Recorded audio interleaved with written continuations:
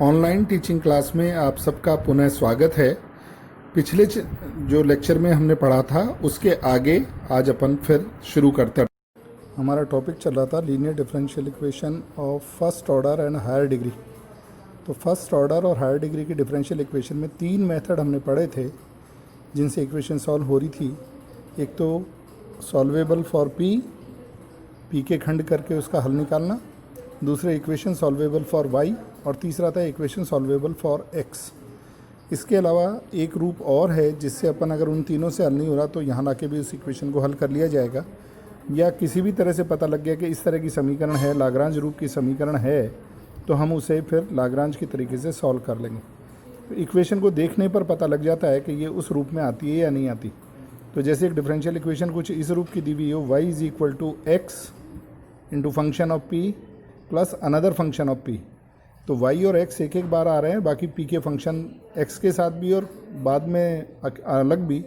इस तरह से अगर लिखे हुए हैं तो ये समीकरण कहलाती है लागरांज इक्वेशन। और लागरांज इक्वेशन में भी अगर f1p मतलब पहला जो लिखा हुआ है f1p जो लिखा हुआ है x के साथ, वो f1p का मान केवल p दे दे तो इक्वेशन बन गई y is equal to x p plus function of p। ये कहलाता है क्लारेट रूप।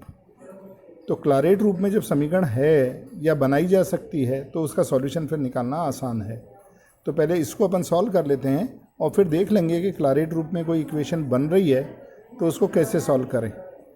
तो अगर y बराबर x p plus function of p है तो इसको x के रेस्पेक्ट में डिफरेंशिएट करते हैं अपन सॉल्वेबल फॉर y मानकर इसको। तो x के रेस्पेक्ट में डिफरेंशिएट किया तो d y by d x is equal to p लिखा जाता है, d y by d x को इज इक्वल टू आ गया एक्स पी का differentiation p into 1 plus x d p by d x हो गया, और एफ पी का डिफरेंशिएशन हो गया f dash p d p by d x. ये आ गया f dash p d p by d x. तो इसमें p से p तो कैंसिल हो गया, और d p by d x अगर अपन कॉमन लें तो x plus f dash p common आ गया, d p by d x common आ गया, और ब्रैकेट में बचा x plus f dash p. अब पहला ब्रैकेट जो x plus f dash p है इसमें विचित्र हल देगा, इसलिए तो इसे छोड़ेंगे, और second d p by d x है उसको ज़ीरो करेंगे। तो d p by d x को ज़ीरो किया तो d p is equal to zero, तो p is equal to c, इसका सॉल्यूशन आया।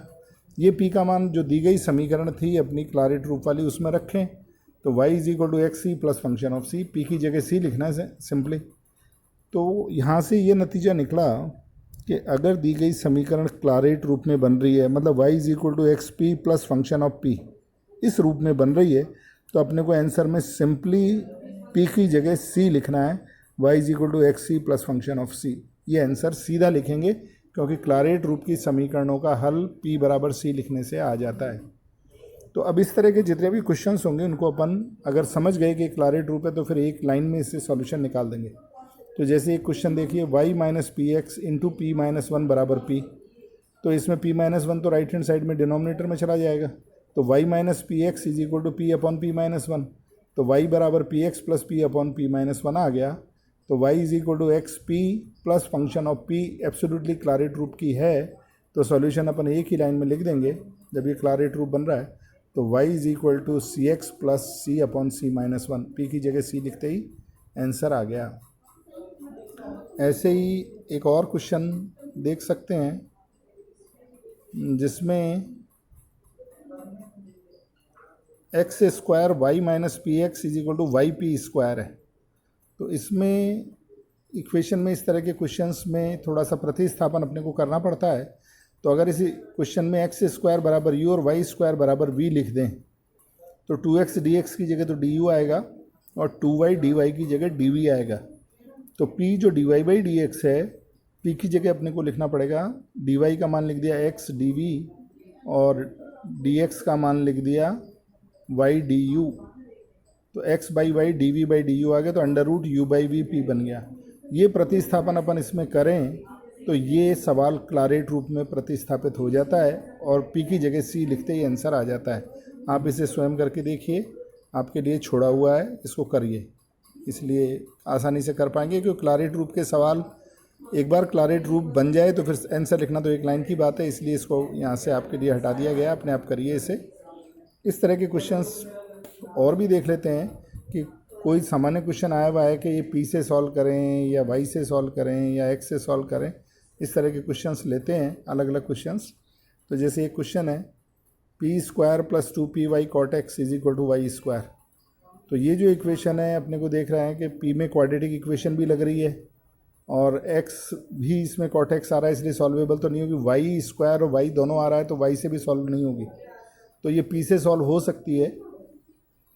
तो इसमें क्वाड्रेटिक पी में बना लिया और इसके सॉल्यूशन निकालें। तो पी में क्वाड्रेटिक है तो द्विघात समीकरण है, तो p is equal to minus b plus minus under root b square minus 4ac upon 2a निकाला तो वो मान आ रहा है ये वाला p is equal to minus y cot x plus minus y cosec x. इसको एक नंबर इक्वेशन अपन ने डाल दिया। अब इसमें प्लस साइन से और माइनस साइन से, दोनों साइन से अपन दो इसके फैक्टर निकालेंगे। तो अगर अपन प्लस साइन ले रहे हैं तो p is equal to minus cot x minus y cot x plus y cosec x आ गया। तो डी पी को अपन ने d y by d x लिख दिया। तो ये प्रथम क्रम प्रथम घात की अवकल समीकरण बन गई।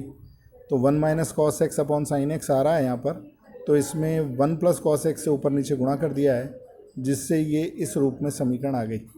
तो यहाँ पर चर पृथक हो रहे हैं, डी वाई के साथ तो केवल y आ जाएगा और डी एक्स के साथ केवल x आ जाएगा। तो ये d y over y is equal to sine x upon 1 plus cos x d x आ गया। इंटीग्रेट कर दें तो डी वाई अपॉन वाई का तो इंटीग्रल लॉग वाई और इसका integral minus log of 1 plus cos x हो गया, क्योंकि नीचे वाले का अवकलन ऊपर मौजूद है विद माइनस साइन, और constant of integration log c आ गया। तो y is equal to c upon 1 plus cos x एक फैक्टर का उत्तर आ गया जब अपन ने प्लस साइन लिया था, ये प्लस साइन लिया था। अब माइनस साइन वाला फैक्टर भी इसको हल करें।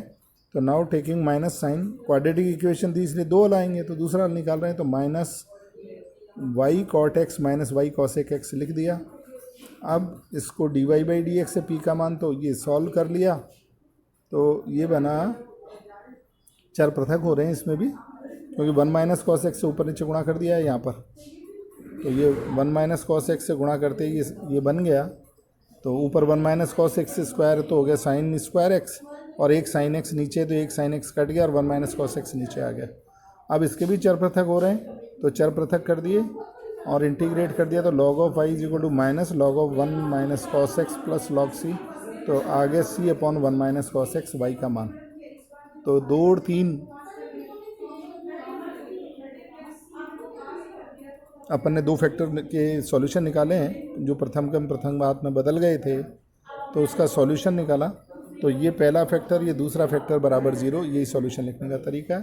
तो इस तरह का सवाल इस तरह से भी अपन सॉल्व कर लेते हैं। एक और क्वेश्चन देखते हैं, x square plus p square x is equal to y p. अब चूंकि इसमें एक्स 2 बार आ रहा है तो पी से तो सॉल्व नहीं होगा, वाई एक बार आ रहा है तो हो सकता है वाई से सॉल्वेबल हो, या पी में क्वाड्रेटिक इक्वेशन भी बन रहा है तो पी से भी सॉल्व हो सकता है, द्विघात समीकरण पी में बन रहा है। तो चूंकि इसमें वाई एक बार आ रहा है तो वाई से सॉल्व करके देखते हैं इसे। तो वाई को लेफ्ट हैंड साइड में लिख के बाकी सारी चीज़ें राइट हैंड साइड में लिख दी, तो ये आ गई इक्वेशन फर्स्ट, क्योंकि अपन वाई से सॉल्व करना चाहते हैं इसे। पी से भी दिख रहा हो जाएगा, एक्स से तो सॉल्व नहीं होगी। तो वाई से सॉल्व करें तो इसको डिफ्रेंशिएट करेंगे एक्स के रेस्पेक्ट में, तो d y by d x आ गया, ये d y by d x आ गया, जिसको पी लिखते हैं, बराबर एक्स स्क्वायर अपॉन पी का अवकलन करें तो 2x तो हो गया एक्स स्क्वायर का अपॉन पी, और फिर x square as it is minus 1 upon p square d p by d x इसका आ गया, ये रहा। पी एक्स का भी अवकलन करें तो ये पी एक्स का अवकलन होगा p into 1 plus x d p by d x. इसके फैक्टर करें तो फैक्टर आ गए p square minus x d p by d x plus 2p is equal to 0। तो इसके फैक्टर नहीं हो रहे, ये इक्वेशन बन रही है, इसीलिए आपको बता रहा हूँ इस क्वेश्चन को कि वाई से अपन ने जब सॉल्व करते हुए इसे लाए तो D x by D P minus x by 2p minus 1 upon 2p बन रहा है। तो ये तो रेखिक समीकरण बन रही है जिसमें p इंडिपेंडेंट वेरिएबल है, x डिपेंडेंट वेरिएबल, तो D x by D P में ये रेखिक समीकरण बन रही है जो अपन ने पहले चैप्टर में पढ़ी है। तो इस समीकरण में इंटीग्रेटिंग फैक्टर निकालना होगा। तो integrating factor is equal to e raise to the power minus P D X, P का मान है minus 1 upon 2p D P, तो डी एक्स नहीं आएगा, ये p इंडिपेंडेंट वेरिएबल है तो डी पी आएगा। तो e raise to the power minus half log p, तो 1 अपॉन रूट p आ गया इसका इंटीग्रेटिंग फैक्टर। तो सॉल्यूशन लिख दें y इंटू तो x into integrating factor is equal to q into integrating factor d p plus c. तो integrating factor 1/√p है, ये लिख दिया, यहाँ भी लिख दिया, c सॉल्व किया तो ये आ गया x बराबर c√p माइनस पी स्क्वायर बटे 3। इंटीग्रेट करने पर मान ये आ गया। अब ये जो x का मान आया है, ये x का मान p में, यहाँ से या तो p का मान निकालें और दिए गए प्रश्न में रख दें तो x y में सॉल्यूशन आ जाएगा। तो यहाँ से p का मान निकालना आसान नहीं है, तो फिर अपन ये करते हैं कि क्वेश्चन में x का मान रख देते हैं। तो क्वेश्चन में x का मान रखा अपन ने, तो ये आ गया y = 1/p, ये जो मान है x का वो रख दिया, p और अपॉन जो भी था ये रख दिया मान दोनों का x का। तो इक्वेशन 3 और 4 ये दोनों मिलके दिए गए प्रश्न का कंप्लीट सॉल्यूशन कहलाता है। तो ये थोड़ा सा अलग था प्रश्न, जिसमें यहाँ पर ये रेखिक बन गई तो अलग अलग कोई आंसर नहीं निकला। फिर ये मान x में आ गया, तो x में आने पर p में निकाल नहीं पा रहे हैं यहाँ पर, नहीं तो सवाल में p का मान लिख के एक लाइन में आंसर लिख देते। तो x का रखा और बता दिया कि दोनों कंप्लीट मिलके दोनों सॉल्यूशन है। इस तरह भी करते हैं। तो इस तरह के क्वेश्चंस हैं, आप इनको ठीक तरह से कर लें। क्लारेट रूप में जो विशेष बात है, खाली क्लारेट रूप का कोई सवाल नहीं आएगा कि y = xp प्लस कोई फंक्शन p का दे दिया और कहते हैं इसको सॉल्व करिए, ऐसा नहीं आएगा।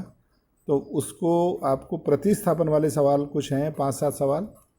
तो इसमें ये प्रतिस्थापन, इसमें तो x² = u, y² = v लिखा है। किसी सवाल में x = u और y² = v लिखना पड़ेगा या और कोई प्रतिस्थापन करना पड़ेगा, जिससे क्या उद्देश्य है कि सिंपली दिया गया प्रश्न क्लारेट रूप में बदल जाए।